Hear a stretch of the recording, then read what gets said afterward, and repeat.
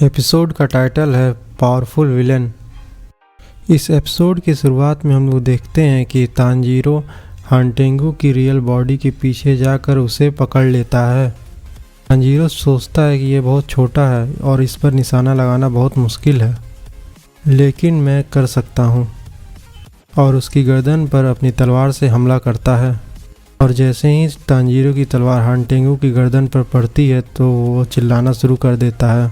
तब हमें पता चलता है कि हांटेंगू के जीभ पर डरपोक लिखा हुआ है। हांटेंगू के चीख से तांजीरो के कान फटने लगते हैं। तांजीरो के अटैक से हांटेंगू का गर्दन धीरे धीरे कटने लगता है, पर तांजीरो अपने पीछे एक भयानक डीमन को महसूस करता है। तांजीरो सोचता है इसकी स्मेल बाकी 4 डीमन से अलग है। मैं क्या करूं? पहले हम हांटेंगू को मारें या पीछे वाले अपने डीमन को मारें? और हम देखते हैं कि तांजीरो की तलवार पर नेजुको के ब्लड डीमन आर्ट का भी असर ख़त्म हो जाता है, और जिस वजह से तांजीरो हांटेंगू की गर्दन नहीं काट पाता है। तभी ज्ञान्या उस डीमन को शूट करने के लिए तांजीरो से हटने के लिए कहता है। तांजीरो सोचता है मैंने ये एक गलत डिसीजन ले लिया है। मेरे बीच में रहने की वजह से ज्ञान्या शूट भी नहीं कर पा रहा है। हम ये देखते हैं कि वो नया 6th डीमन अपना एक ड्रम बजाता है, जिससे आसपास के सभी पेड़ ड्रैगन में बदल जाते हैं। तांजीरो पर हमला कर देते हैं। तांजीरो जैसे तैसे उनसे बचने की कोशिश करता है। नेजुको आकर तांजीरो को बचा लेती है, पर एक ट्री ड्रैगन नेजुको का पैर काट देता है, जिससे तांजीरो और नेजुको ज़मीन पर गिर जाते हैं। तांजीरो नेजुको से पूछता है क्या तुम ठीक हो? और तांजीरो देखता है कि नेजुको का पैर हील हो गया है, जिससे तांजीरो चैन की सांस लेता है। के बाद उस नए डीमन का फेस दिखाया जाता है और वो कहता है तुम लोग एक कमज़ोर को सता रहे हो, बहुत ही ख़राब बात है, मुझसे ये सहन नहीं होता है।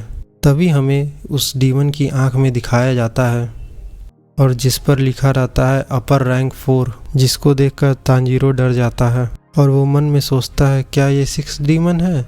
अब मैं और नहीं झेल सकता हूँ। तब तांजीरो देखता है बाकी 4 डीमन की स्मेल नहीं आ रही है, और ज्ञान्या सोचता है कि मुझे कुछ समझ नहीं आ रहा क्या हुआ। कुछ समय पहले ये एंगल डीमन सेकिडो था। के बाद ज्ञान्या समझ जाता है जब तांजीरो हांटेंगू की गर्दन काट रहा था, तब सेकिडो ने पलक झपकते ही रोगी और कराकू को ऑब्जर्व कर लिया था, और अगले ही पल में आइजेसु को भी एब्जॉर्ब कर लिया था कि वो मना कर रहा था। इससे सेकिडो एक नए डीमन में बदल गया। ने अपनी गन में गोली भरते हुए सोचता है कि अब पहले से ज़्यादा स्ट्रांग हो गया है, अब ये एक बच्चे जैसा दिख रहा है। इसके बाद 6 डीमन हांटेंगू को बचाने के लिए उसे पेड़ के अंदर बंद कर देता है।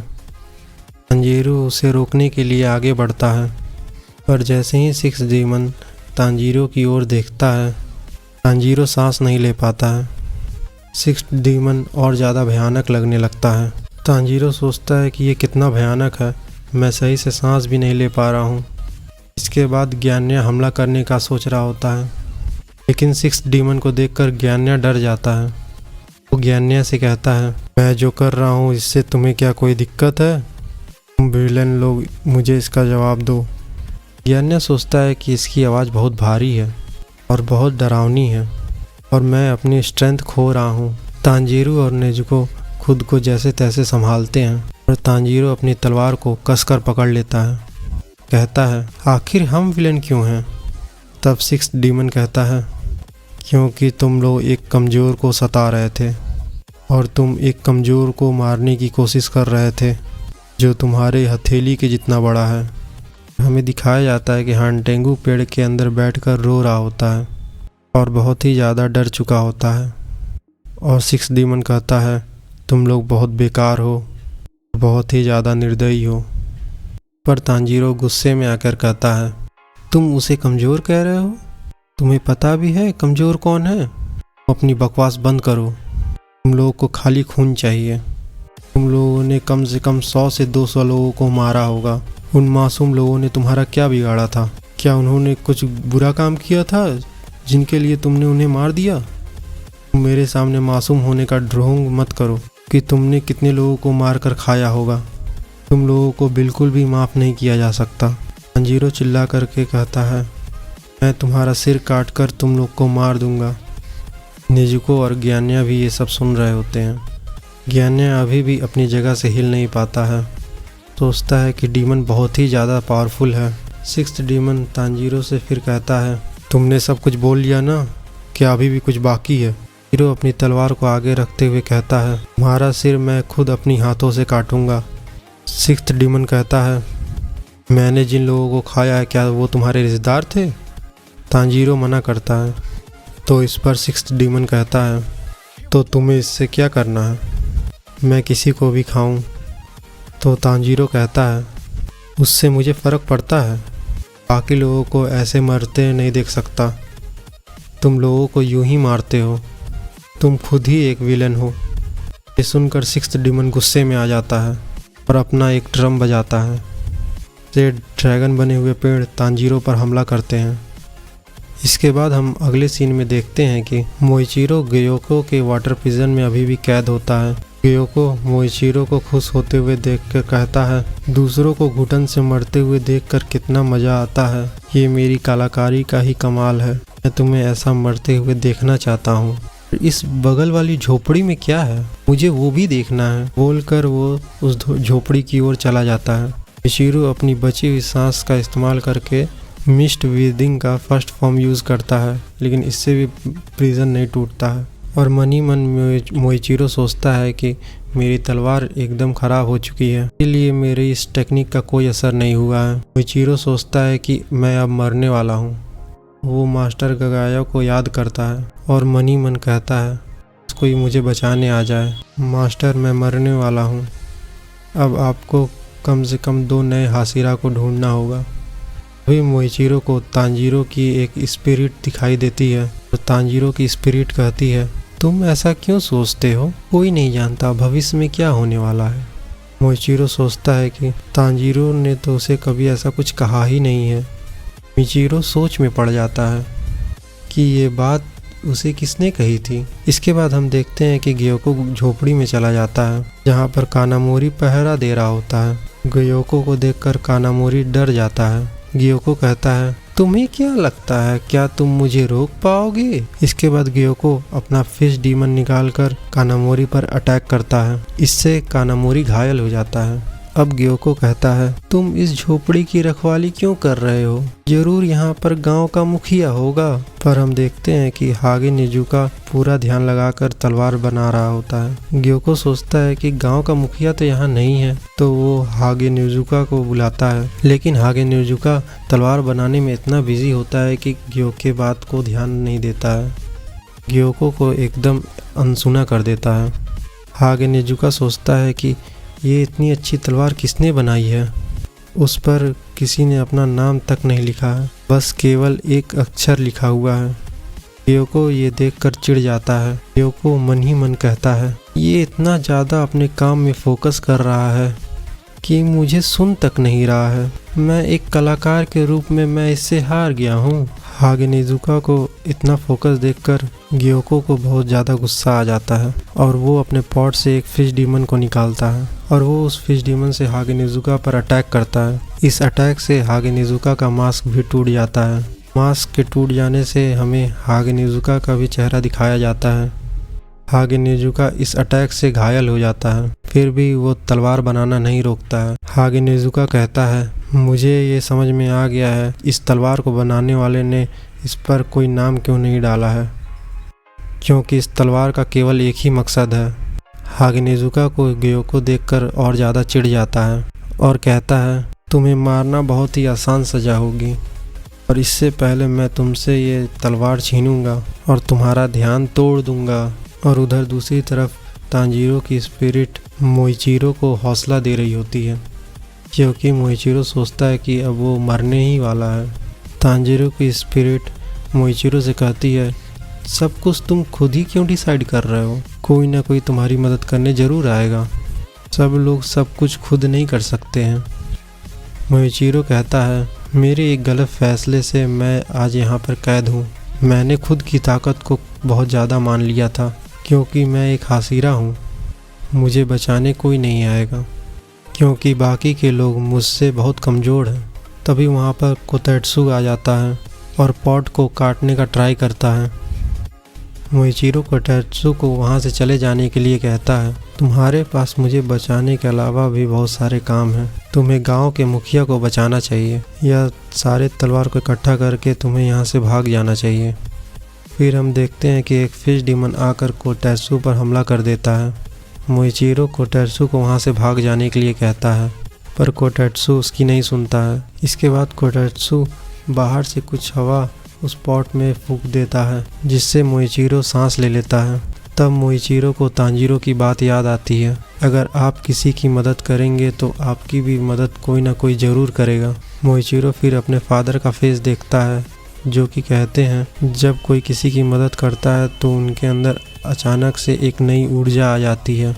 इसके बाद मोइचिरो मिस्ट ब्रीदिंग का सेकंड फॉर्म यूज़ करता है। इसके बाद ग्योको का वाटर प्रिजन टूट जाता है। इसके बाद मोइचिरो को याद आता है कि तांजीरो की आंखें उसके फादर की तरह हैं और इसीलिए उसे बार बार तांजीरो दिख रहा होता है। इसी के साथ ये एपिसोड ख़त्म हो जाता है। अब हम मिलते हैं नेक्स्ट वीक। तब तक के लिए आप लोग ये चैनल सब्सक्राइब कर लीजिए और अगले वीक के लिए वेट करिए। Thank you.